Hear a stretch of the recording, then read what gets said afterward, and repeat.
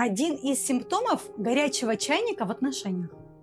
Когда чайник уже не просто кипит, а взрывается крышка, и горячая вода в виде ругани с партнером на людях, или стёб, или неприятные шутки в его адрес в присутствии родных, друзей, близких.